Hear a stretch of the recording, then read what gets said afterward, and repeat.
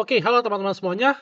Selamat datang di Stock Request ya, pertanggal 26 Desember 2022 ya. Seperti biasa teman-teman, hari ini kita akan membahas 3 saham utama.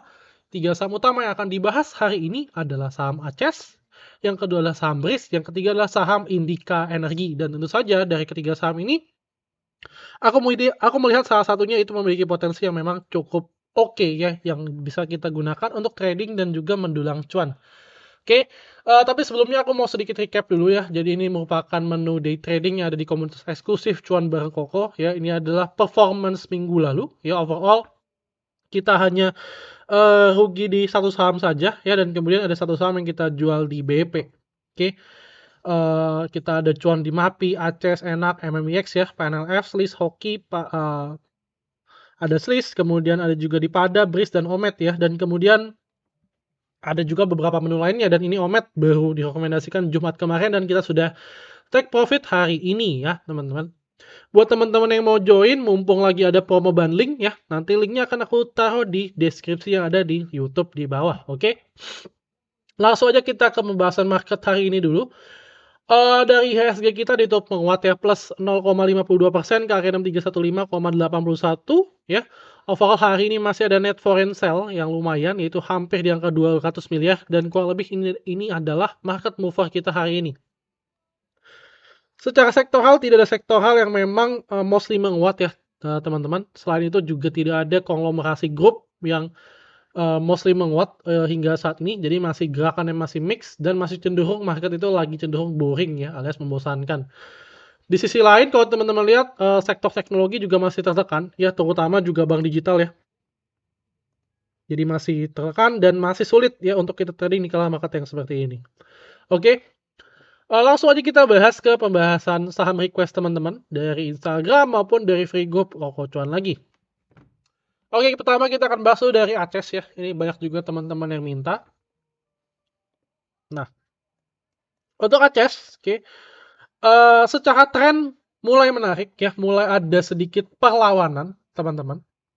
Oke, kalau teman-teman lihat dan teman-teman gambarkan garis trendline di sini ya, mulai ada sedikit breakout trendline ya, trendline atas dari periode Agustus hingga Desember 2022 saat ini ya. Oke, cuma yang perlu teman-teman perhatikan adalah garis merah ini ya. Ini adalah garis indikator exponential moving average 50. Oke, teman-teman. Dimana ketika teman-teman lihat ya kecenderungan si Aces ketika menyentuh garis indikator tadi adalah dia untuk turun lagi ke bawah ya. Teman-teman lihat ya. Di sini dia menyentuh, terus kemudian di sini dia menyentuh lagi ya. Di sini hampir menyentuh, terus kemudian dia kempes lagi. Nah, ini besok merupakan penentuan ya. Apakah Aces ini berhasil bisa close di atas exponential moving average 50 atau tidak. Oke, tapi menurutku sih potensinya agak kecil. Kenapa? Karena satu ya, secara historical dia belum bisa berada di atas EMA 50, dan kemudian di sini pun ini juga belum kuat ya. Ini kemudian beberapa hari kempes lagi ke bawah. Itu yang pertama.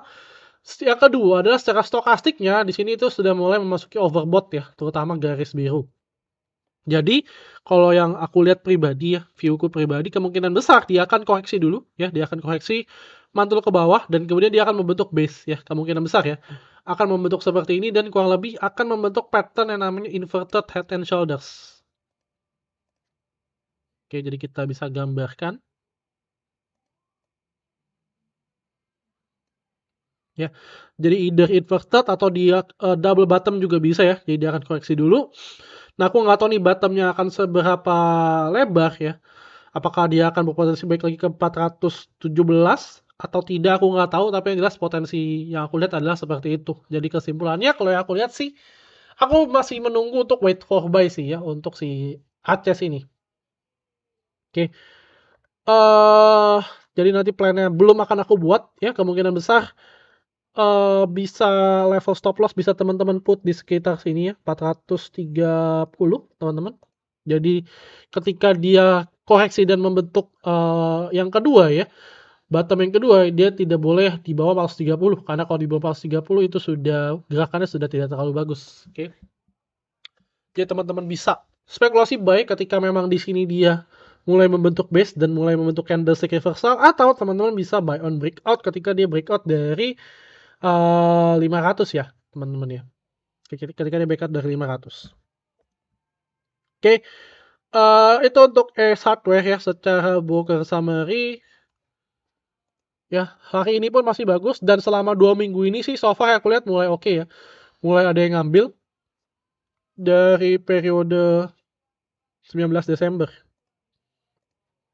Ya, seminggu ini akumulasinya besar dari YU average-nya di 470. Jadi kalau teman-teman lihat seminggu ke belakang, average dari broker summary-nya adalah area 440 sampai 470. Ya, mungkin teman-teman bisa lirik area-area tadi kalau misalkan besok dia terjadi aksi profit taking ya di saham ACES. Oke.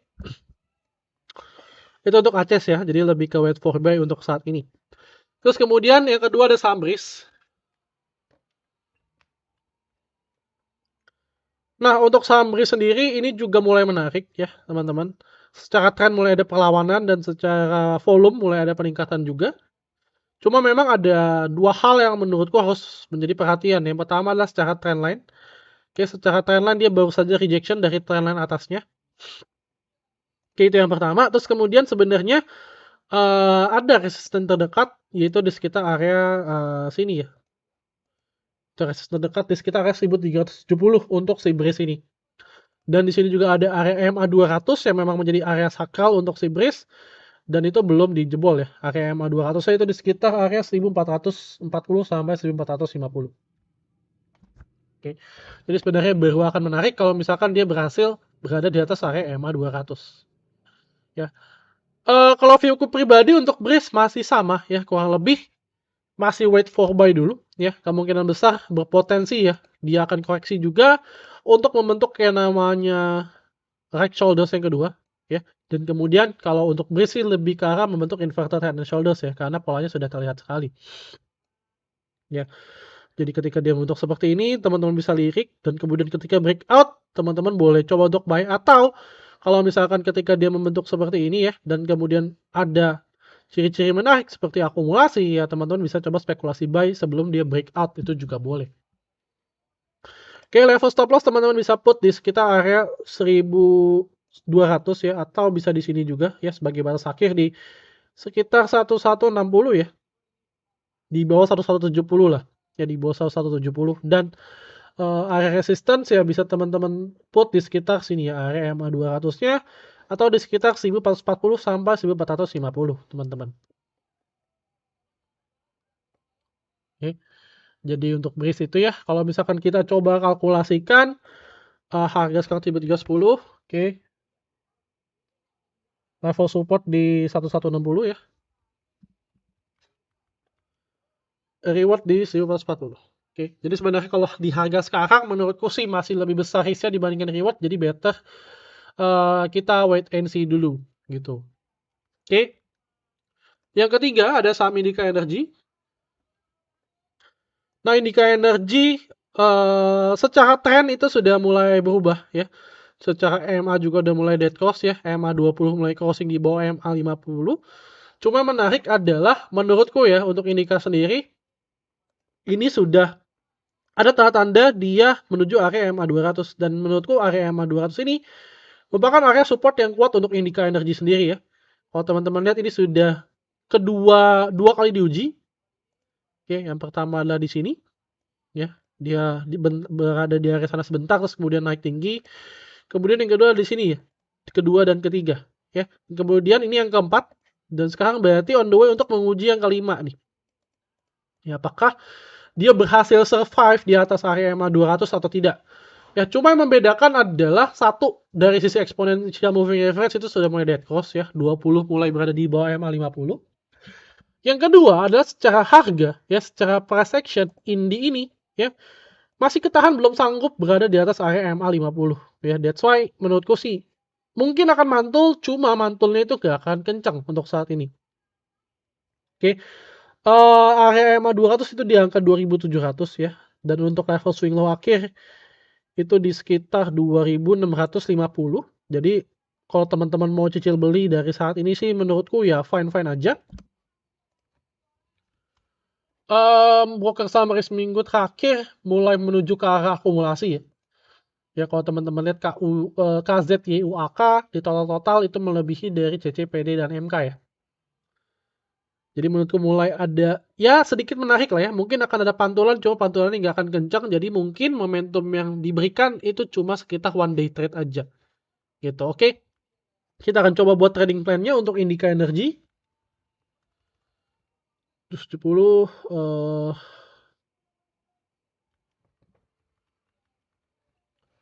rewardnya bisa kita put di sekitar area harga sini kali ya. Mungkin kalau misalkan dia mantul terdekat, dekat-dekat sini boleh lah. 2890 ya.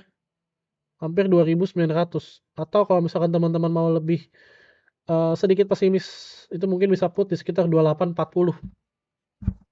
Ya di sinilah. Ya 2840, 2850 ya. Jadi kalau yang aku lihat sih ya better teman-teman tunggu dulu pergerakannya, kira-kira ya besok lah ya seperti apa. Kalau misalkan turun lagi, otomatis risk dan reward ini akan menjadi menarik. Tapi kalau misalkan dari harga sekarang ya kurang menarik gitu ya. Atau opsi kedua adalah teman-teman melakukan pembelian secara nyicil ya. Di harga sekarang misalkan teman-teman beli sebesar sekian, terus kemudian di harga dekat support, teman-teman boleh add buy gitu.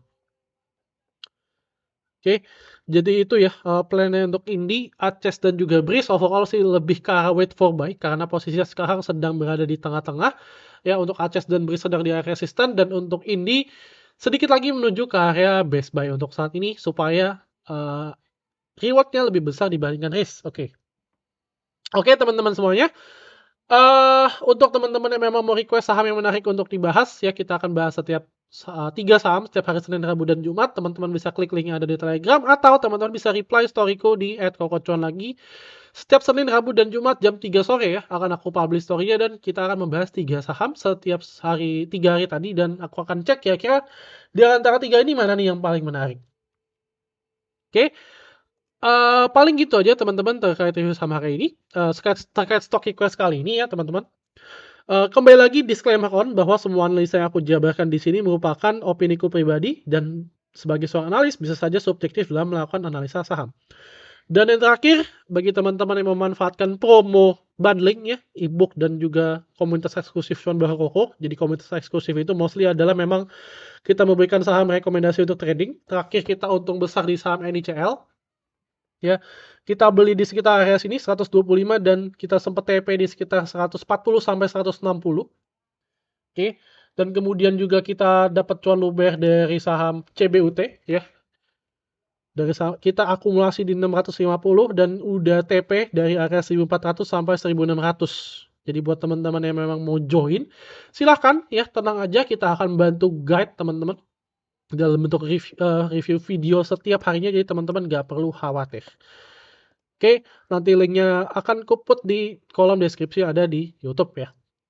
Oke, gitu aja teman-teman terkait stock request kali ini. Semoga bermanfaat.